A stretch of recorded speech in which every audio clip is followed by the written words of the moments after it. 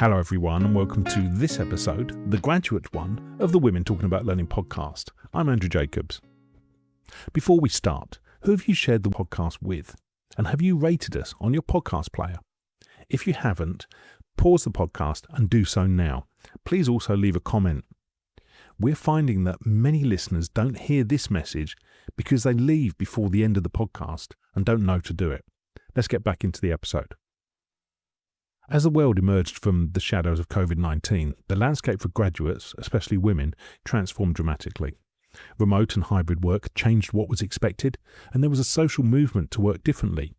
Now, with the rollout of AI, even more young professionals are grappling with a unique set of challenges as they enter the workforce. To discuss this, we have three amazing guests who share how they have successfully navigated their careers in this rapidly changing environment. Our first guest is Laura Paget. Laura is the founder of Novature Solutions, a people strategy consultancy for scaling businesses. She works with founders who are spending too much time solving people's problems that should never reach their desk, building the structure and systems that free them to focus on growth. Our second guest is Hannah Frame. Hannah is a creative and tech-savvy L&D professional who enjoys making learning inclusive, collaborative and impactful. From launching innovative bespoke learning apps to designing award-winning VR training experiences, Hannah is passionate about using cutting-edge tools and technology to enable collaborative, peer-to-peer learning. She also has her own podcast, Every Day's a School Day. Our final guest is Leah Sunshine Garrett. Leah is the co-host of AI for Equity, an intergenerational podcast she runs with her mum, where they explore how AI can make workplaces and communities fairer. She is also the founder of Dawn Intelligence, a safety tech startup using real-time data and AI to help prevent gender-based violence. A survivor herself, Leah brings honesty, humour and a human lens to every discussion, from ethics to equity to everyday life. This was recorded in May 2026 and is a really engaging conversation, so settle back and enjoy. This is Women Talking About Learning. This is Laura, Hannah and Leah talking about graduates. So, hello, Hannah, and hello, Laura. How are you both doing today? Very well, Good. thank you. Yeah. Good. It's great to speak to you guys. I was wondering, what do you think about this topic? What do you feel about women and young graduates? Yeah, it's a topic close to my heart because having been on a rotational graduate scheme, and that's how I started my career, I feel very passionate about like graduate programs, and then since having rolled off the program, like then nurturing grads and talent that comes into the business. So it's a topic that's very close to my heart. But what about yourself, Laura? Yeah, actually very similar. So I also started on a graduate program. I actually did an industrial placement at university. So I got the role in the graduate program off of that and then became a mentor. And then more recently was actually recruiting graduates. So I feel like I've done the whole circle, which is really interesting to kind of have been one and then be looking at recruiting them. And yeah, it's a passion and sort of an interest close to my heart as well from sort of a personal side. But also I just think that's such a brilliant way to get talent into the business. How about yourself, Leah? What brought you to the podcast? So I graduated less than 2 years ago, actually, and since then I've just had such a passion for like where do graduates fit in this ever-changing world, especially in the age of AI, and where do female graduates fit as well. And it's so tough. It was tough going from being in school and finishing school during COVID. I was COVID year is when I finished my A-levels, and I also started university in 2020. So I feel like the people that are around my age group have such like a strange, or not strange, but just different view of what graduate life is. Yeah, because the COVID thing is such a like topical thing, and actually I'm finding now as well that we are getting the first lots of graduates applying and coming through that have been through exactly what we were talking about. They almost did all their GCSE exams, A-levels, all through those COVID key points and didn't quite do uni in the same way. And then now they're entering the workforce. The workforce looks different, where you've got these hybrid remote teams, and so the feeling of like graduate schemes where you used to be like in the office all the time, you got to really network, grow your business from day one, grow your kind of contacts from day one, then that seems to have like almost disappeared, and we're finding that there's such a like less of a feeling of belonging now for the graduates coming into the workspace. And perhaps with myself as an example, I joined before COVID on my grad scheme, and then had a period of COVID and working from home, but I'd already built my networks, connections, and so I could keep that going throughout. Whereas now graduates coming in, and if they're joining a remote team or a hybrid team, they could be coming into the office and no one's there. So like, how do you build your teams? I don't know if that's something that you've experienced or see happening as well. I see it happening so, so often. It's really, really tough, I think, to go in, well, to have one, not had that socialization really during university where you have to go out and network, because we couldn't go out and network because we just had to stay in our flats. And I can't speak for other people my age, but I know that I didn't have in-person lectures until my second semester in my fourth year of uni. Wow. So, and that was the first time that I met any of my lecturers in person, and probably the majority of my classmates, which meant that like I didn't have that socialization, and I only did a humanities course as well. So it wasn't like I was in a massive class and I had loads of lecturers. I think there were 40 people on my course by maybe my third or fourth year, which isn't that many in the grand scheme of a university. I also went to quite a big university as well. So it's like that's over 1,000 people probably missed out on, more than that, but missed out on that socialization during uni. So then they don't have that when they go into the workplace. It's like almost like stunted social development, and there's no one almost like bridging that gap from what I've seen. I was going to ask you that. How did you find that transition then from university into the graduate program and work? Were you giving any support? Was there sort of a really great, robust onboarding process, or was it sort of like, this is the job, hand it over?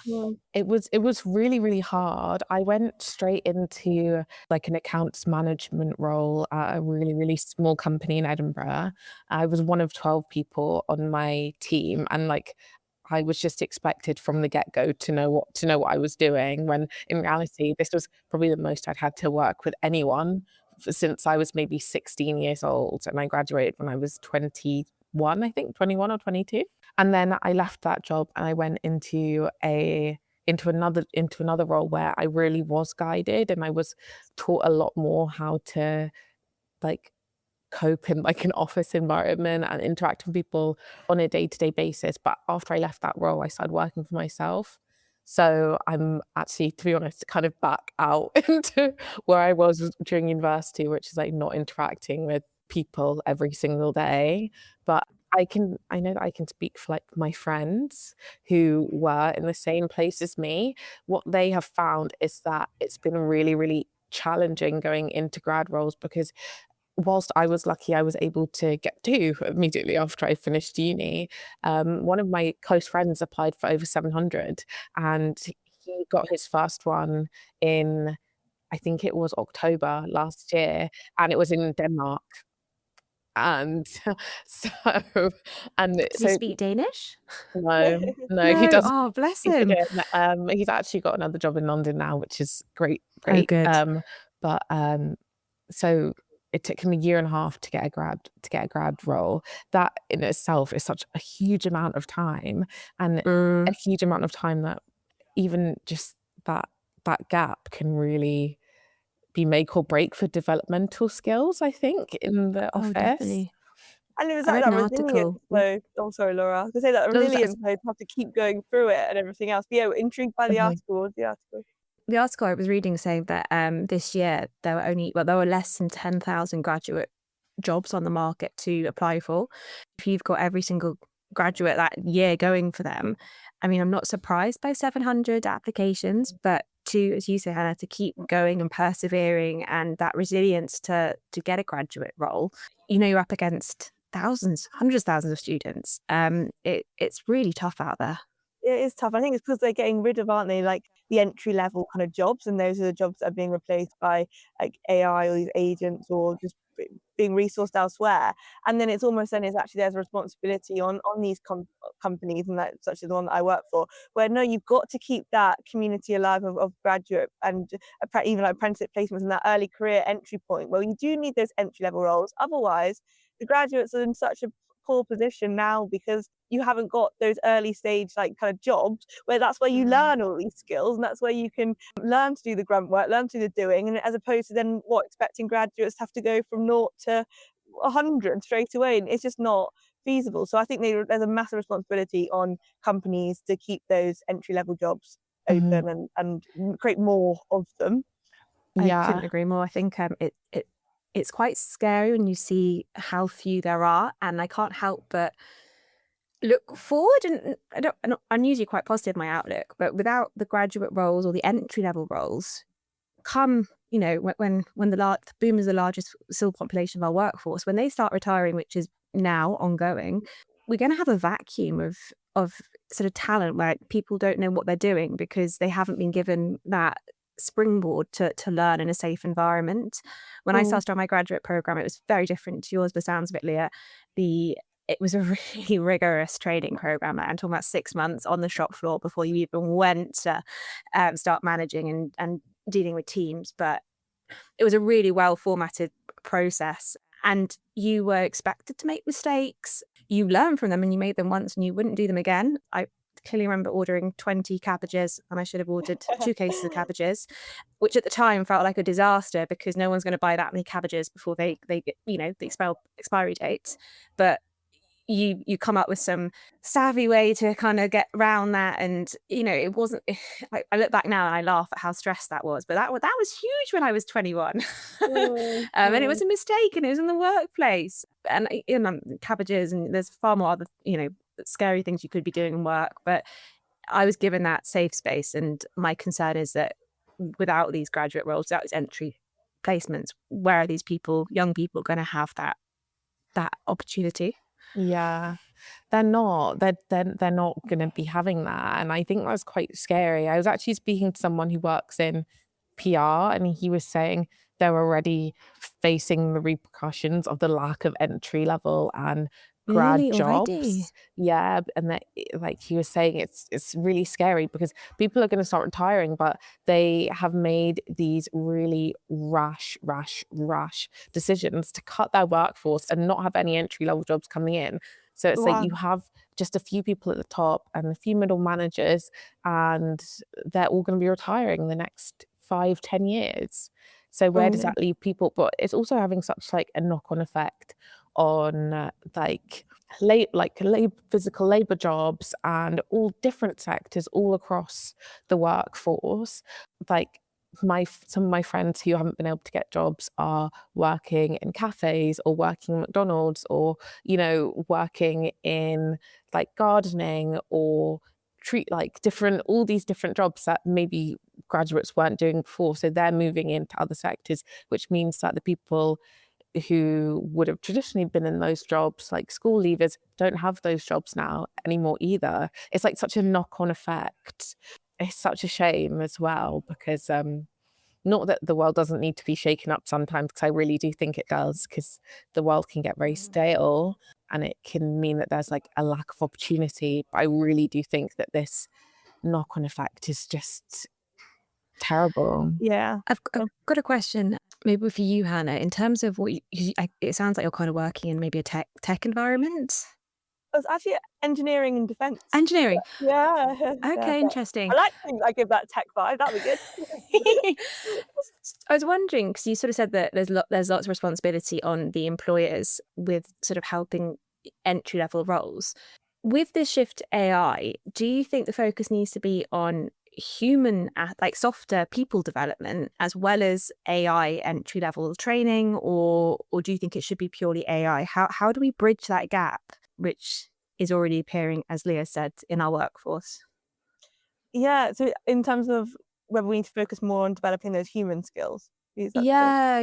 So like the soft interpersonal skills. I think it's more prevalent now than it ever perhaps has been, because we kind of alluded to it earlier around kind of like AI obviously replacing jobs, or taking those entry level jobs as an example. But also we're facing for the first time, I would say, kind of a generation of coming through that have done school using AI, using uni using AI, and had all of that kind of support, where actually as well it's probably a bit more, we've all kind of come to terms with over the past couple of years, I imagine like more governance around unis, around how you use it effectively. But in those first initial stages, when AI first came out and people didn't know and were just using it, people could be doing their essays, could be doing all this stuff. Whereas actually, I went through uni like not using AI, and I think AI is brilliant, right? I use it every day, so I'm not here to slander AI. But I'm just saying that coming through now, like I'm doing uni, didn't have any tools, and it was hard work. You had to do the grunt work, you had to go read the research and put it all together and everything else. And I think for the first time we're getting the grads coming through that had AI to help them, which is great. But it also means, I think, some of the skills that get spoken about a lot around kind of that critical thinking or how you analyze stuff is missing.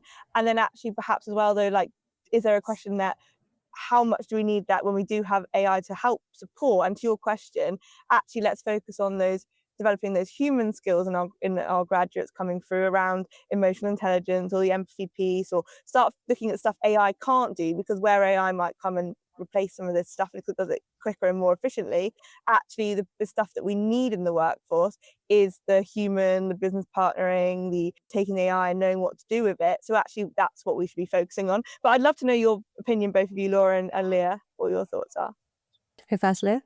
Okay. Well, I work with AI. That's what my company does. And I also have I do other work in AI as well. So I really do feel like I'm seeing like the knock-on effects, and also the change in the job market and where these jobs are now going to be. And a lot of it is like AI training, like learning how to use the AI and make it work for you rather than getting the AI to do the work for you, similar to what Hannah was saying. But I know that when I was at uni, AI was around. I remember when ChatGPT launched, but we had like full blown like AI detectors that would detect you using AI even if you hadn't. I remember getting flagged up like 3 times for essays that I wrote completely by myself, as it was saying AI. It was like ridiculously strict. And I know that from my friends that graduated after me, it just got stricter. Wow. So I agree with the critical thinking skills that people don't have them, but I think that's more from like doom scrolling on TikTok. That's interesting. I was doing some interviews for graduates last year now, and what struck me was they were given a task sort of as to prepare for the assessment day, and it was really clear those that had.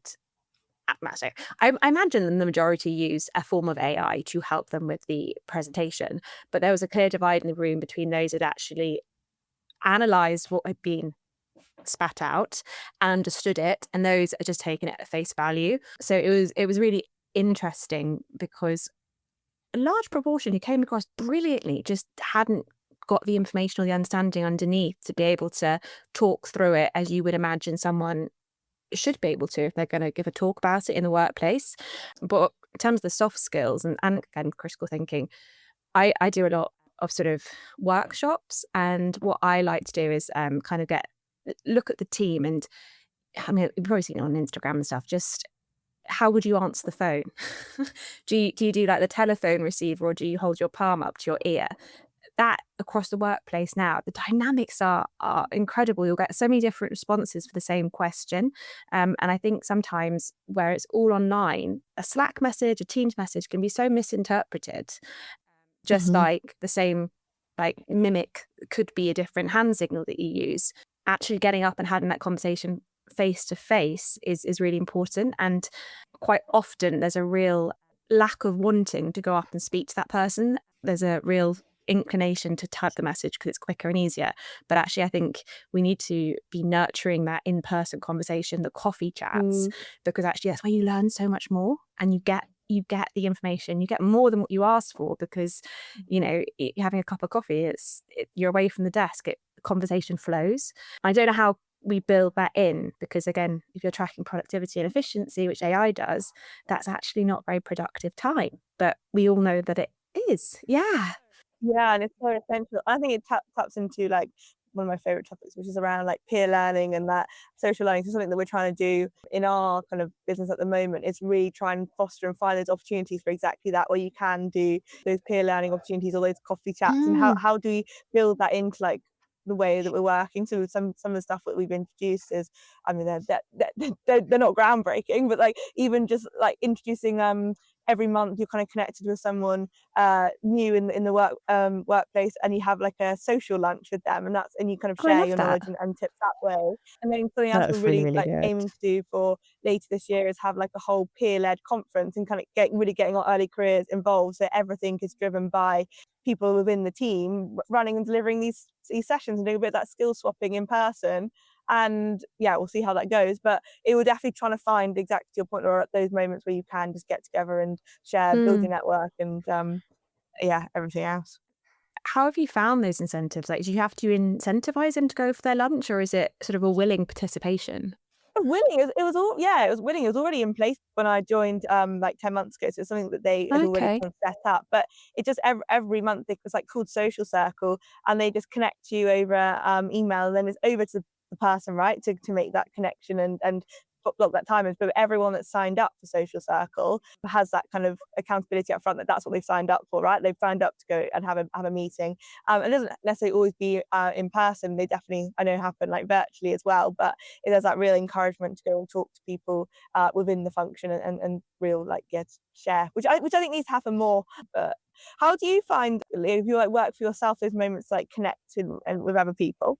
I think I have to be so intentional about doing it and really following up after I go to like a networking event, and I find that quite difficult to to keep track of all of my time and all the things that I do to try and make that time. But I always remind myself that like if I didn't work for myself, I would be doing those things every day. So it's like, okay, even just doing like 10 minutes of reaching out to people a day, especially people that I meet at work events. It's like, it's so important. And even just like trying to build relationships with people just outside of like the work side of things. So like I met a woman at a conference, and she invited me to an International Women's Day party at Amazing. her house. And it was like, yeah. And it's like building friendships while also building working relationships, because you never know who you can learn from and what insights they can give you. Like every day Yeah. is a school day.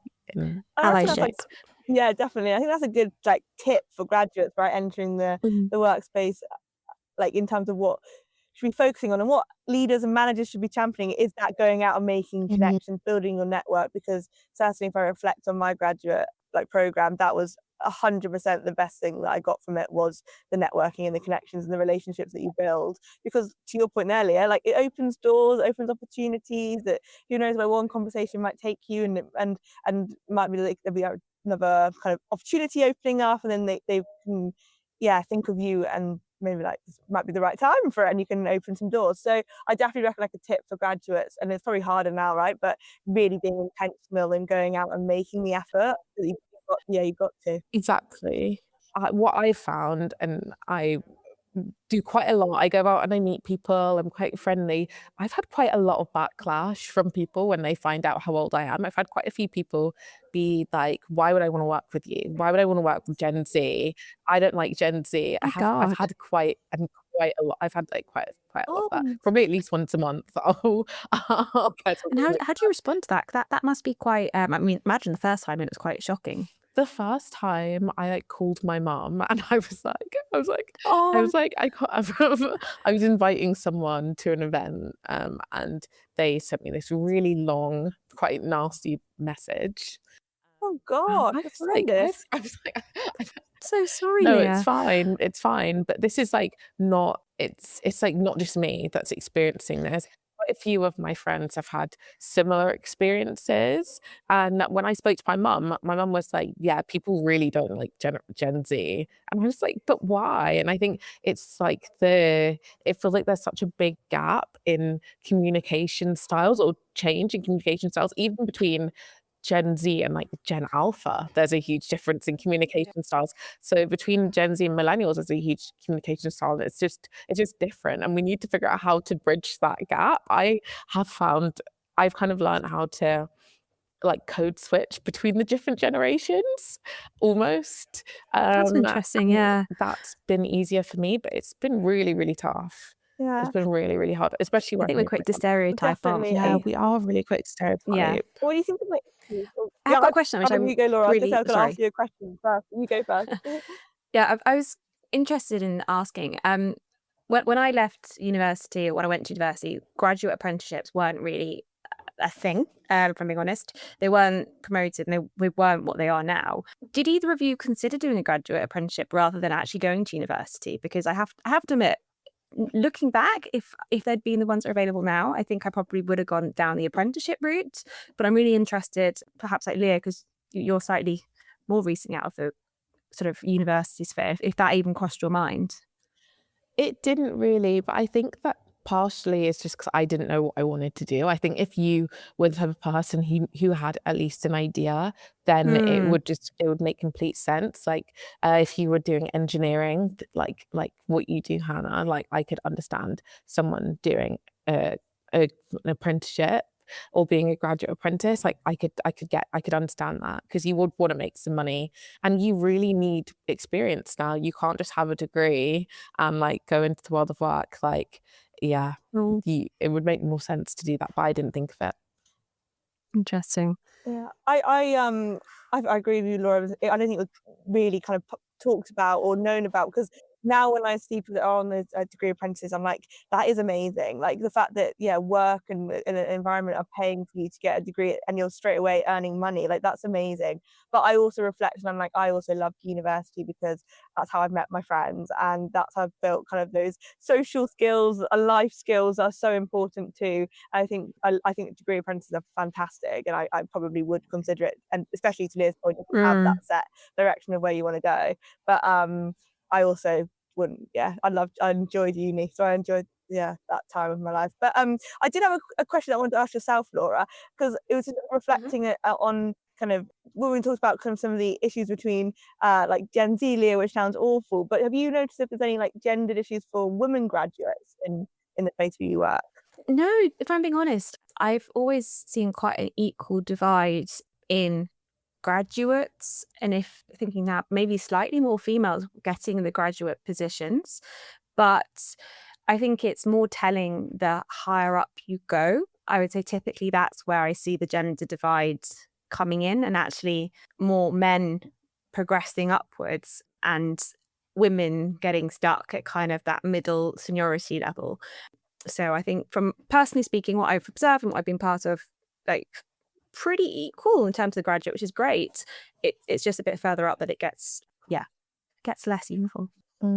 Do either of you see that currently? I know that just like probably like the standard things happening to my fellow female graduates, like when I went into the world of work, it was just like different adjustments for men versus for women, kind of. And similarly for quite a few of my female friends that going predominantly male workforces, just having that like, oh, is this what it is like having a boss or working in a predominantly male team and things like that. Like one of my friends, she did get like harassed, and like it's just things like that. But I think that's more to do with workplaces rather than being like a graduate as a whole. But I do think like as we're seeing like a shift in behavior and almost like regression. I guess that goes back to the responsibility of the employer, doesn't it, though, making sure they've got the right workplace for a young individual coming into it, and that due diligence and responsibility to make sure that they are looked after. I think quite often when I speak to managers who were hiring the graduates or the apprentices, the common theme was, they're just so young and they don't have much lived experience, and it is quite a big commitment from a manager's side, because you can't let them just do their job because they don't know what they're doing and they've got nothing to compare it against usually. So it is a lot of ask for those who are looking and supporting those new starters. So I think there's a lot to be done about, I suppose, organisations supporting the managers of the graduates of the apprenticeships to ensure that it's the right team, it's the right dynamic. The manager's got the capacity to give them what they need. It's, if it is a slightly male dominated environment, there's a female figure for that person to go to. But again, that comes down to time, doesn't it? And if organizations have that and how they prioritize where all the budget is going, I guess. And something that I think is also, like, I know you said responsibility definitely on managers as well.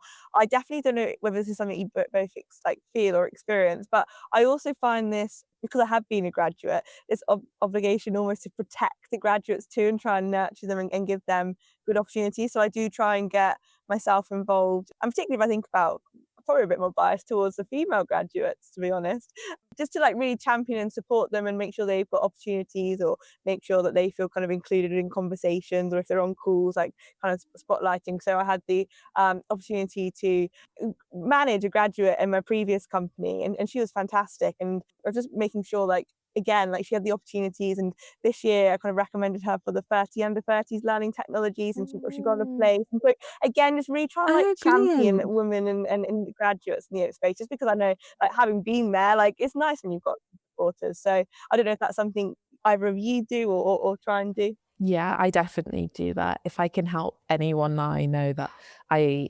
always do. I've been trying to bring my friends to more like networking events with me, especially my friends that haven't got any grad jobs yet. And there's like a big difference between mentoring and sponsorship, and like how can you do both of those things, but try and balance it and also keep yourself afloat. And it's, yeah. What do you both think? What do you both think the difference is, or like how do you both do them? And I've done something very similar to Hannah, actually. I became kind of a mentor of the new graduates as well when I was on the graduate. So graduated from the graduate program, but then was mentoring and helping the new individuals come through.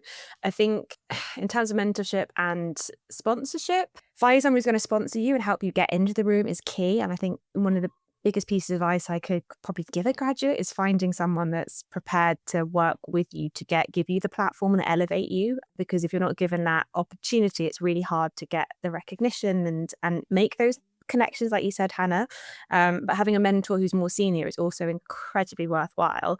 And I always encourage my graduates when I was running the program to sort of find someone that they felt they would want to be mentored by, and then I'd help build that connection with them. Because I mean, reverse mentoring is fantastic for managers, but also being mentored. Like, I've got a mentor now. It's brilliant. There's so much you can learn, and just like another perspective and pair of eyes is always so helpful. Is there any advice either of you would give to graduates starting their career in a new position or job hunting at the moment? Any sort of hints and tips, Leah? I would say just keep going, like don't give up, because it's really, really hard at the moment, but what's right for you will find you. Like I had a grad job and it wasn't right for me, and now I run my own business, and that is what's right for me. What's for you will be for you. Love that.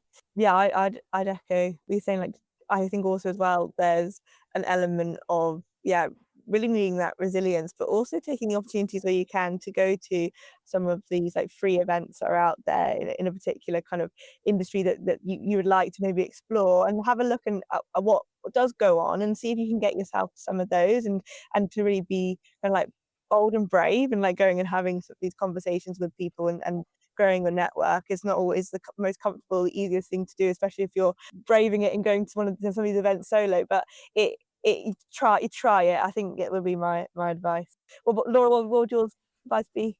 Good question. So I think questions, you can never ask questions. And when you're new into the job, I always say you've got about like 6-month grace period to ask as many questions as you want.